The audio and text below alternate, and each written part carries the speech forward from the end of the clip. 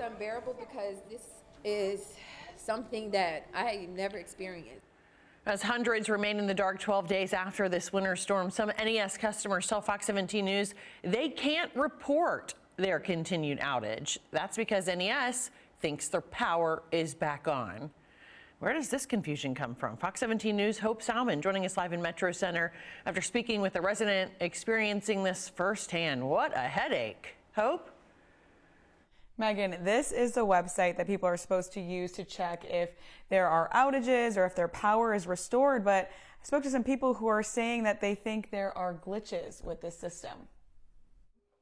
They're still showing outages, but the numbers are going down, but we are still without power. In the dark, in the cold, and feeling hopeless. Shavarus Cross is one of at least a dozen people who live in Sojourn Nolensville in South Nashville who are still without power. The NES outage map doesn't show outages in her area, so she says she was hopeful her life would be back to normal.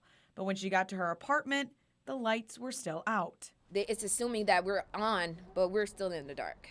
Cross says, adding to the frustration, when she got in touch with NES, the agency told her there is no outage detected in her area. And it's just become overwhelming. Cross says some of her neighbors in other buildings do have their power back on, and she says explaining the issue to NES hasn't been easy. And it said that I cannot report an outage via message because of my phone number, so I would have to speak to a live person. So I proceeded to call them. Cross says a representative told her there are some issues with the system. I also reached out to NES asking about the accuracy of the website. In an email response, the company says, "We are still working to get back to you on the request. We are currently prioritizing restoration efforts to get all of our customers back online."